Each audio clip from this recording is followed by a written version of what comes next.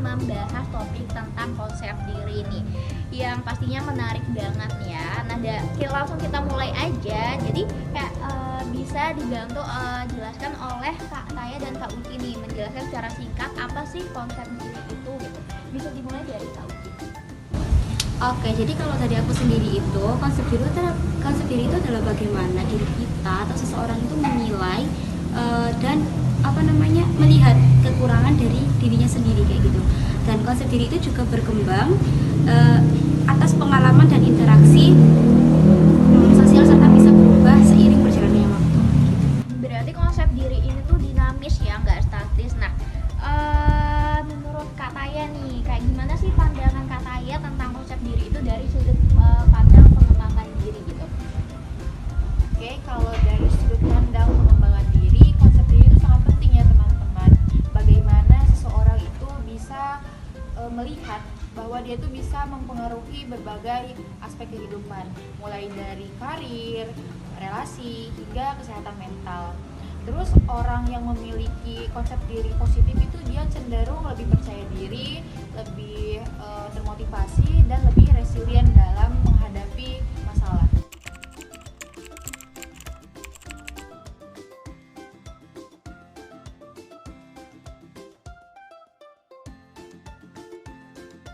Menarik banget nih. Nah, lalu bagaimana sih konsep diri itu bisa dibentuk gitu, misalnya dari pengaruh lingkungannya atau keluarga, atau ada pengaruh dari faktor lain gitu? Mungkin bisa dibantu jawab dari Kak Uci dulu baru ke Kak Taya. Oke, jadi sebenarnya kalau dari faktor lingkungan tuh banyak sekali ya. Apalagi kalau misalkan kita dari lingkungan keluarga nih contohnya kayak gitu. Jadi lingkungan itu sangat mempengaruhi dari adanya konsep diri seseorang kayak gitu. Jadi misalkan aku hidup di lingkungan keluarga yang mereka selalu mengapresiasi segala kinerja aku kayak gitu. Jadi aku tuh selalu kayak menilai, wah aku tuh kayak gini, aku kayak gini kayak gitu. Terus aku mau nambahin kalau media sosial itu juga sangat memiliki peran yang sangat besar saat ini, karena untuk saat ini orang-orang itu cenderung lebih membanding-bandingkan diri mereka sendiri dengan orang-orang yang ada di platform lain seperti Instagram dan TikTok. Hal itu tuh dapat memperkuat ataupun bahkan memperburuk konsep diri. Semua itu tergantung bagaimana orang itu dapat memproses informasi yang mereka dapat.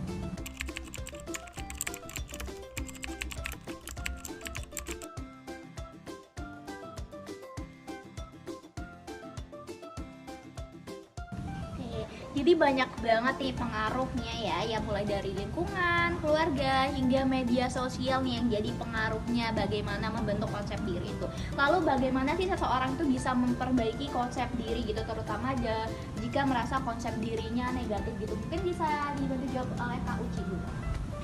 Mungkin salah satu cara yang bisa dibuat oleh seseorang itu dengan meningkatkan kesadaran diri mereka kayak gitu, dengan mengadopsi persepsi seseorang, persepsi dirinya sendiri, terus habis itu menerima kritikan dari orang lain kayak gitu. Jadinya seseorang itu bisa membuka istilahnya itu kayak open mindset gitu loh, menjadi afirmasi yang positif kayak gitu. Nah, selain yang disebutin sama Mbak Uci tadi, self compassion atau kasih sayang terhadap diri sendiri itu juga sangat penting. Seringkali kita ini sekarang lebih sering keras gitu loh kepada diri sendiri, dan hal itu dapat memperburuk dan merusak konsep diri gitu.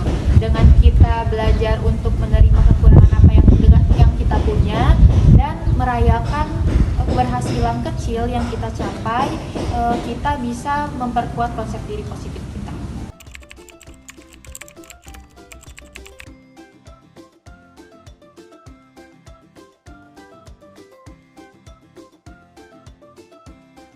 Wah, tipsnya berarti sangat praktis banget nih ya. Jadi self awareness sama self compassion itu bisa menjadi kunci untuk memperbaiki konsep diri pada seseorang gitu. Lalu apakah ada contoh nih yang bagaimana orang bisa mempraktikkan ini gitu dalam kehidupan sehari-hari? Nah, Kak Uci? Tentu. Jadi misalnya kita tuh setelah menjalani hari yang panjang, kita tuh bisa membuat catatan harian tentang hari ini, tentang kesan-kesan hari ini tuh kayak gimana, kayak gitu.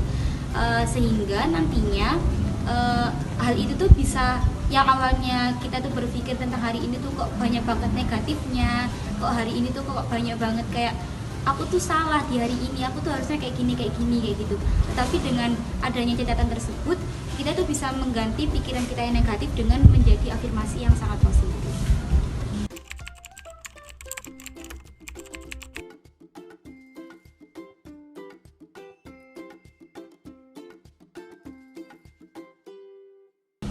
Nah, selain yang disebutin sama Mbak Uci tadi, kita juga bisa melatih diri untuk tidak membanding-bandingkan diri sendiri dengan orang lain, terus berfokus pada perkembangan diri, dan menciptakan tujuan-tujuan yang realistis dan spesifik.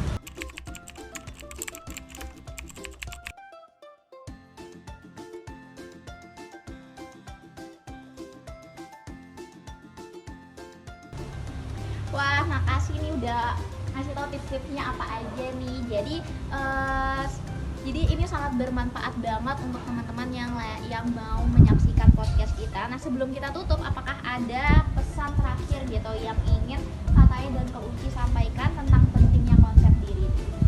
Kalau dari saya sendiri, konsep diri itu adalah fondasi dari kesejahteraan mental ya. Jadi kayak dengan adanya konsep diri yang baik, maka segalanya itu akan jadi baik. Nah, kalau menurut saya, jangan pernah meremehkan kekuatan self compassion ya. Jadi kita itu harus menerima diri sendiri dengan kekurangan dan kelebihan yang kita punya. Wah, terima kasih nih buat Kak Taya dan Kak Uci atas pembicaraannya yang sangat insightful nih hari ini di podcast ini. Jadi semoga buat teman-teman yang mendengar, yang menyaksikan podcast ini bisa mendapatkan banyak manfaat nih dari diskusi kita hari ini ya. Cukup itu saja, sampai jumpa di podcast selanjutnya. Bye bye.